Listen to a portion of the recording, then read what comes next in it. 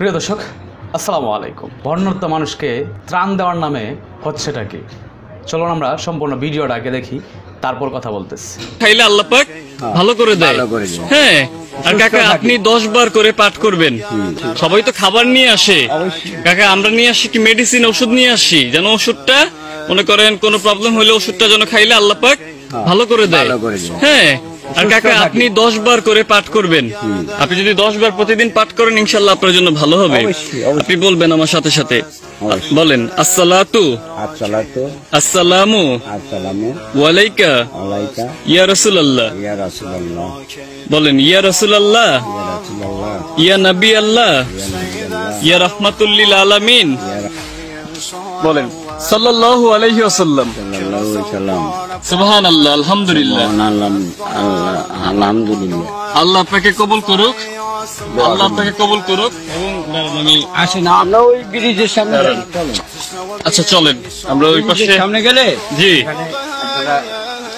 অনেকেই হয়তো বলতেছেন মাশাআল্লাহ, আলহামদুলিল্লাহ, ত্রাণ দেওয়াকে কেন্দ্র করে আমাদের ইসলামের দাওয়াত দেওয়া হচ্ছে বা ইসলাম প্রচার করা হচ্ছে।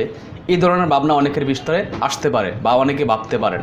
প্রশ্ন হলো, উনি যদিও একজন সনাতনী, আপনারা গেছেন ওনাকে ত্রাণ দিতে, উনি কিন্তু অসহায়ের কাছ থেকে সুযোগ নেওয়া, এটা আমার ইসলাম শিক্ষা দেয় নাই।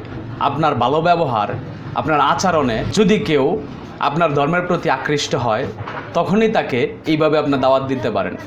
ওনারা ত্রাণ দিতে গেছে ঠিক আছে, কিন্তু এইভাবে এই যে ওনাকে এই ধরনের আসলে দোয়া শিক্ষা দিচ্ছেন যে উনি যেন 10 বার এই দোয়াটা পড়েন, এবং এই দোয়াটা যদি পড়েন উনি, তাহলে আল্লাহ তাআলা তাকে রোগ থেকে মুক্তি দিবে। উনি কি আসলে ওনার ইচ্ছাতে উনি কি এই দোয়াটা পড়ছেন? এই প্রশ্নটা কি একবার ওনাকে জিজ্ঞাসা করা হয়েছে যে আসলে এইটা কি আপনি নিতে পারতেছেন কিনা? ওনার এখন প্রয়োজন ত্রাণ, এবং এই জন্য উনি আপনি যা বলতেছেন উনি কিন্তু তাই পড়ে গেছে। উনি মন থেকে পড়ছে এটা না, তাইলে আপনি কেন তাকে জোর করে এই ধরনের এটা শিক্ষা দিতে হবে? আমাদের যে ইসলাম আছে বা ইসলামের সৌন্দর্যগুলো আছে, এইগুলা তাদের সামনে উপস্থাপন করতে পারেন। আপনার যে ভালো বিহিভ আছে এইগুলো তাদের সামনে উপস্থাপন করতে পারেন। কিন্তু এইভাবে একজনকে আপনার এটা এক পর্যায়ে বলতে গেলে এটা কিন্তু জোরপূর্বক, আপনার যাই বলেন না কেন, আপনার কাছে হয়তো মনে হইতে পারে যে আমি বিরোধিতা করতেছি, এটা আপনি বিরোধিতা ভাবতে পারেন। কিন্তু আমার কাছে মনে হয়েছে যে এটা একেবারে আপনি জোরপূর্বক তার সাথে এই ধরনের আচরণ করলেন বা তাকে এই দোয়াটা আপনি শিক্ষা দিলেন। ঠিক আছে, আপনার কি মনে হয় ওনার পক্ষে এটা পড়া সম্ভব বা উনি পড়বে না? উনি একমাত্র আপনার সাথে পড়ে গেছে এই জন্য, কারণ ওনার ত্রাণের প্রয়োজন, এই ত্রাণটা নেওয়ার জন্য উনি আপনার সাথে সহমত পোষণ করছে। আমাদের ইসলাম কিন্তু বা আমাদের আলেম সমাজ কিন্তু এই শিক্ষা কোনো সময় দেয় নাই যে তুমি একজন অসহায় মানুষ, একজন অন্য ধর্মের মানুষ, তার উপরে তুমি এইভাবে এইভাবে চাপাই দিবা যে সে আপনার কিন্তু তাকে বাধ্যতামূলক পড়াইছেন। ঠিক আছে, এই জন্য বাধ্যতামূলক বলতেছি আমি যে তার এই মুহূর্তে এই জিনিসটার প্রয়োজন, এই ত্রাণটার প্রয়োজন। ঠিক আছে, তার খাদ্যের প্রয়োজন। এখন আপনার কাছে উনি আসছে, আপনি জানতেছেন যে উনি অন্য ধর্মাবলম্বী। ঠিক আছে, তারপরেও আপনি তাকে এইভাবে দাওয়াত দিচ্ছেন। এইটা যদি আপনার অন্য ধর্ম আমাদের ধর্মের যারা আছেন তাদেরকে যদি এই শিক্ষাটা দিতেন, আপনি তাদের সাথে যারা আছিল তারা যদি ভালো লাগতো তাহলে তারা অ্যাকসেপ্ট করতো, নাই তো অ্যাকসেপ্ট করতো না। এটা আপনার প্রয়োজন ছিল যে আমাদের ধর্মের যারা আছে তাদেরকে এই দোয়াটা শিক্ষা দেওয়া।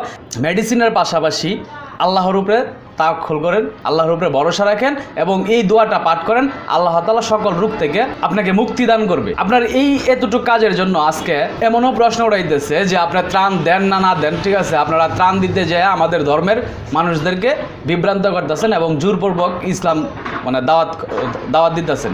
ঠিক আছে, তো এই কাজগুলোর থেকে আমাদের বিরত থাকতে হবে এবং এটা থেকে সচেতন থাকতে হবে যেন আমাদের দ্বারায় কেউ আঘাত না পায় বা কারো অন্তরে যেন আঘাত না লাগে। এই দিকটা অবশ্যই নজর রাখতে হবে। নজর রেখা তখন আপনার একটা কাজ করতে হবে। এইভাবে আসলে কোনোভাবেই এইগুলা উচিত নয়। তো যাই হোক, ভালো থাকবেন সকলেই। আসসালামু আলাইকুম।